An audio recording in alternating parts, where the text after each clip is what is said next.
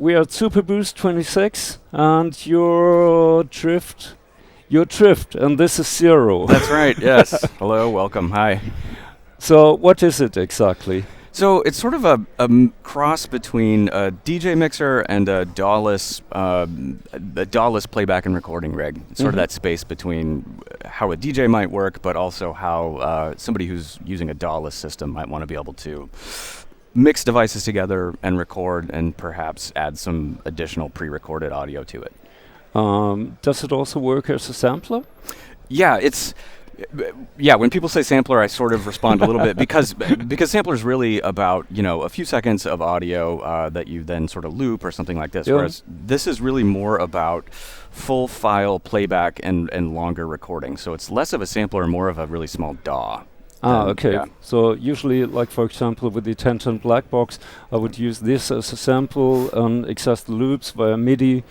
This is more for live playing. That's right. It's more for live and also just longer sort of recorded passages than a sampler. Okay. Would be, yeah. Well, maybe we can just go through it, and if you explain what it does exactly while you do it. Yeah, for sure. So it comes from sort of a DJ point of view. So it starts with a 2-channel DJ mixer layout where you've got, a deck. You've got 2 decks, deck 1 and deck 2, and then a crossfader in between them. And so the idea is that you load full files from a library into one of those 2 decks and play them back, and then time stretch the audio and keep everything synced up. Can it only do files, or can I also does it have audio in? That's right. So yeah, it does. It has 2 stereo outputs and then 2 stereo inputs, and these are 3.5 millimeter TRS I/O. So yeah, I'll just start with the playback stuff, and then we can get into how the external routing works. So. What you're hearing right now is audio from one of the decks, and I'll bring up the filter. I'm opening the bimodal filter here. So it's got a low pass, and then you can also go into high pass. So DJ quality time stretching algorithm here. So we can speed up and slow way down. Can I sync it to an external MIDI clock? You can, yeah. That's the thing, is because we have this DJ quality time stretching and we're beat grid aware, we can then sync that up with external sources. So we can either follow a clock, we can send a clock, and that can be USB MIDI or like a CV PPQN clock. Yeah, for example, the Xone already has a clock output. Yeah, that's right. That's right. So yeah, again, from the DJ point of view, 2 decks of playback, deck 1, deck 2. I'll load another track into deck 2 here. So it's actually built like a very small DJ deck. That's right, that's exactly right. Deck 1 does 2 and a crossfader. Yep, that's right. Didn't expect that from a thing that tiny. That's right, yeah. Right, so we've got 2 playback decks. These files were recorded at different tempos. So it's what you can hear is it's actually time stretching the 2 tracks to be able to play back and sync.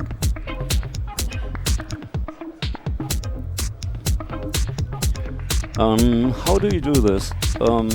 Does it recognize the time, or is the time somehow saved with the file? Yeah, well, there's a couple of ways. So it doesn't do automatic beat detection. Instead, the first thing it'll do is read a tempo value stored in the ID3 tag of the file. Additionally, if that doesn't work, or if you want to go in and adjust that, because those aren't very accurate, we actually have a full system on board for going into and editing metadata for files. So you can edit, track titles, artists, key, all that stuff. You can do those edits, but also you can go in and edit the beat grid with this system here. I would prepare audio files like a DJ set, and then bring it to my set and just apply some different beats. Or whatever to whatever I'm playing. That's right. And additionally, after launch, down the road on our roadmap, we're also adding in support for third-party library systems like Rekordbox and Engine DJ, where we can actually take that data in, beat grid data, cue points, playlists, all that stuff. Take that data in and just pre-populate it with that instead of having to go in and manually enter all that stuff yourself. How do I upload things? Via USB, or does it have Ethernet connection, or? Yeah, USB. There are a couple of options. You can either put it into device mode and set it up flip it into a special mode that turns the whole thing into a giant thumb drive, and then you just plug it into an upstream computer and copy that way. Or if it's in host mode, you can actually plug a USB thumb drive in and import from that. Yeah. So, oh dear, it just crashed. Yeah. This is an important note. This is alpha software. So we're actually going into beta. This is an open source system, so we're developing this stuff in the open, and this is a good demonstration of that, right? We have a public beta program. We're actually developing this thing as it goes. So it's not released yet. Yeah, that's right. Our first devices are actually coming off the line. Our first devices are coming off the line in a month. Actually, our production run is happening right now. So the first run comes off, and then those go out with beta software. So there's a whole process involved. It needs to be reliable if I want to use it on a DJ set. That's absolutely right. And we've taken on kind of a big lift here. It's the total development effort is it's a full custom Linux distribution. With on obviously custom hardware with our own open source SDK that does the UI, the audio, all of that stuff, plus an additional app stack that runs the DJ app. So, actually, the next thing I'm going to demonstrate is the audio I/O. But I'm going to pause for a second because I need to sort of set up my rig because I just crashed in front of the camera. I can edit that. Yeah, thank you. We'll edit that part out. And go. How's the level? We're still good? Yeah, that's fine. Okay, so picking up where we left off before we were so rudely interrupted by software. What I'm going to show now is some of the audio I/O capabilities. So again, we have 2 decks of DJ style playback, but we also have this system that lets you route audio into and out of the device. So this is this whole sound card mixer where, for example, we have deck 1 and deck 2 here. We can edit the routing for each of these. We can send it through the DJ-style crossfading system, or we can actually send it directly through any of the audio output ports or USB audio ports.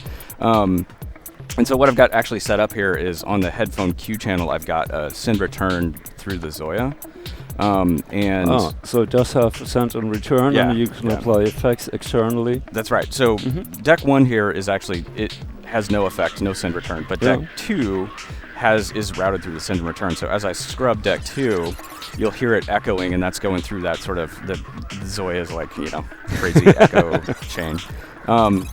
So this is the idea, is that in a DAW-less setup, you can have audio in, you can be busing it through different channels, you can add additional auxiliary bus channels to that sound card mixer, and then take those signals out through a pedal send return style workflow, and then have it all come back in.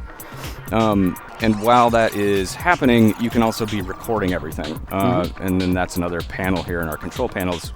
We have this full recording system that lets you capture files as a float 32 wave down to the hard drive. And only the mix, or individual tracks, or send and return, or whatever, right, everything? Exactly. Anything or everything.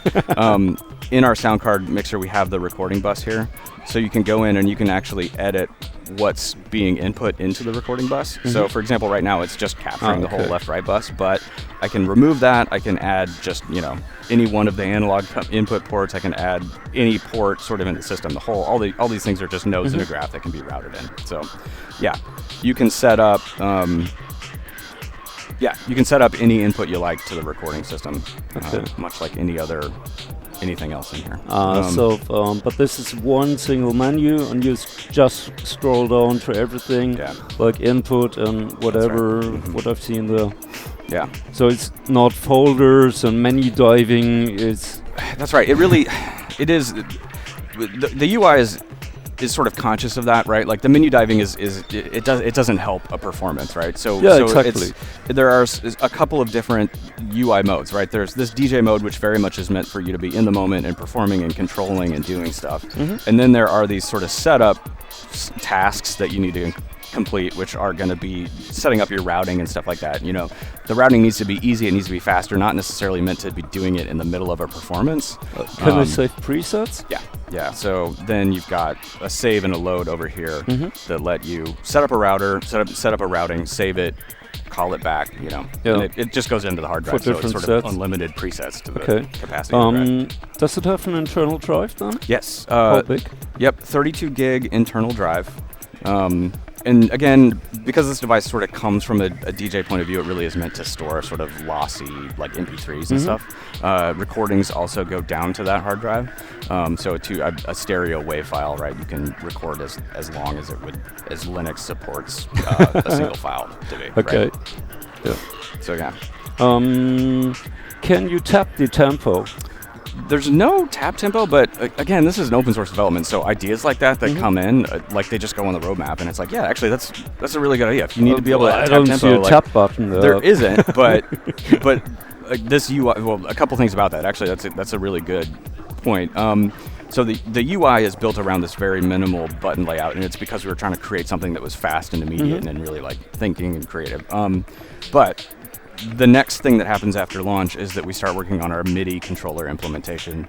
We can host MIDI controller devices, so anything that you see around here that's got buttons and levers and knobs and stuff, you can plug into the USB, map the controls on that device to anything in the sound card, anything that you want this system to do. So if you want to add a tap tempo controller, like that's one thing that could go on that external button if you need something dedicated. Yeah, right. Yeah. And can you apply filters or something for live input? Yes. So does it work as a very expensive effect pedal with send and receive to even further effect pedals? Yeah. So I've shown deck 1 and deck 2 here. The other button on this is this external deck, and this is about audio signals coming in, and it lets you, apply filters. It lets you map in. You get an EQ and the sort of internal filter stack on it, and it lets you also link in other stuff. Okay. So it's going to be available in a month.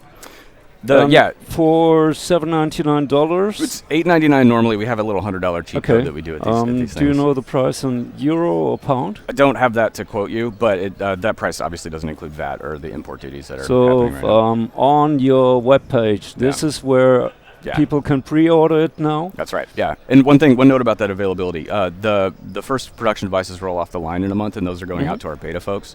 So the general availability, if you don't sign up for the beta program, you will have to wait until we get out of beta, which is, so in the queue, it's almost the usual. Yeah. Okay, well, thanks very much. Yeah, thanks a lot. Yeah.